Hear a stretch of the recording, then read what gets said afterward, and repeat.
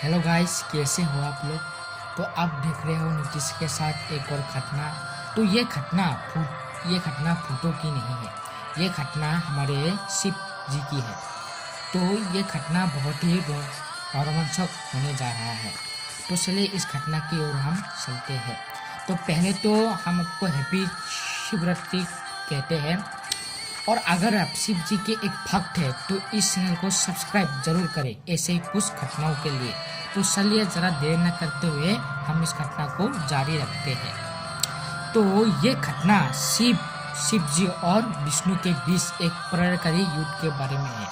ये दोनों ही एक सर्वशक्तिमान देव है और इन दोनों में अगर युद्ध हुआ तो समस्त पृथ्वी का विनाश भी हो सकता था। तो आज हम आपको भगवान विष्णु और भगवान शिव के बीच में हुए इस महाप्रलयकारी युद्ध के बारे में कहने जा रहे हैं। एक दिन माता लक्ष्मी अपने पिता समुद्र देव से मिलने आई। तब उन्होंने देखा कि उनके पिता काफी चिंतित प्रतीत हो रहे थे। उन्होंने उनसे उनकी चिंता का कारण पूछा।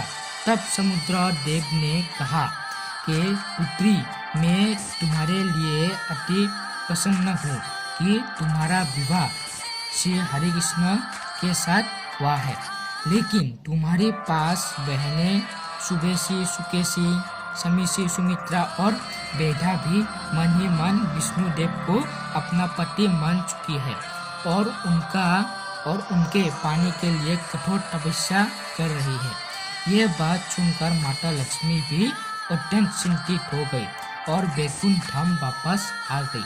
वापस आकर माता लक्ष्मी ने भगवान विष्णु से कहा, हे प्राणनाथ, आज मुझे विश्वास दिला दीजिए कि आपके संपूर्ण हृदय में केवल मेरा स्थान है।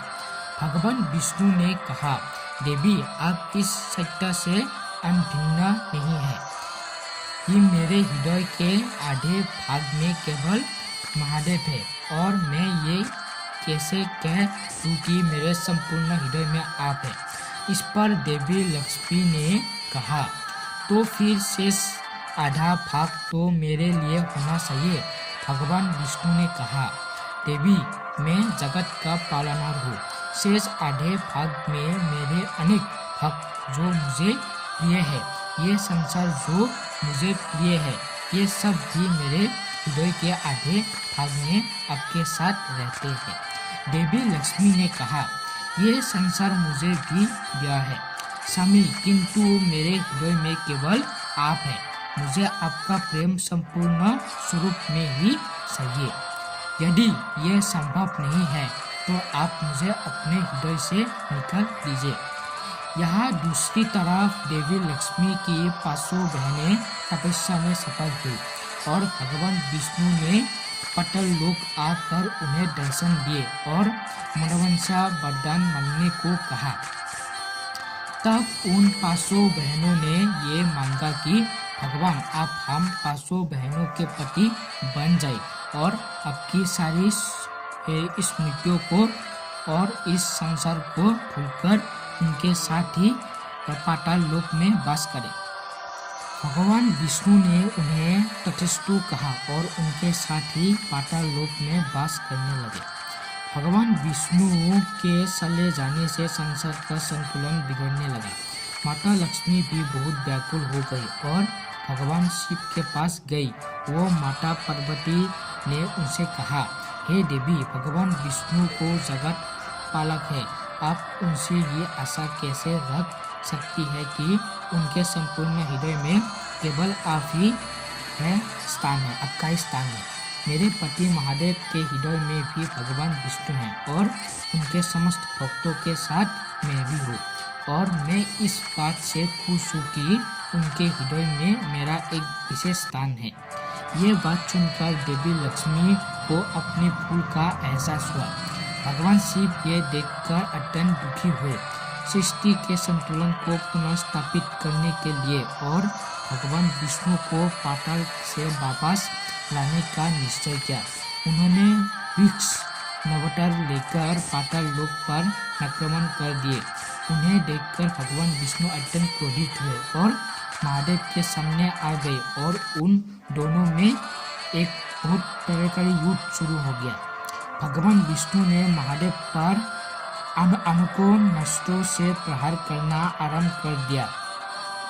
महादेव भी अपने विशेष स्वरूप में उनके सभी प्रहारों को विफल करने लगे। दोनों ही सर्वशक्तिमान थे। अंतर युद्ध बिल्कुल बराबरी का चल रहा था। ये युद्ध आने के वर्षों तक चलता रहा। किसी को भी इस युद्ध की समाप्ति का उपाय समझ नहीं आ रहा था। भगवान विष्णु का क्रोध इतना बढ़ गया कि उन्होंने अपने नारायण अस्त्रों से महादेव के मुंह पर प्रहार कर दिया और महादेव के अन्न पर पशुवत्र से प्रहार कर दिया। उस कारण दोनों ही एक दूसरे के अस्त्रों में बन गए।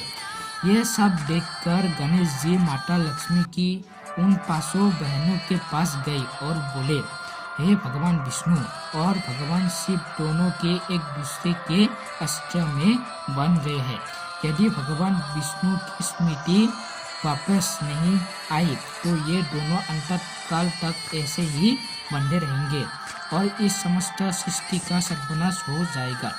ये सुनकर वो 500 बहनें युद्ध क्षेत्र में आई और भगवान शिव से बोली, भगवान विष्णु, हम हमारे सारे बसनों से आपको मुक्त करते हैं।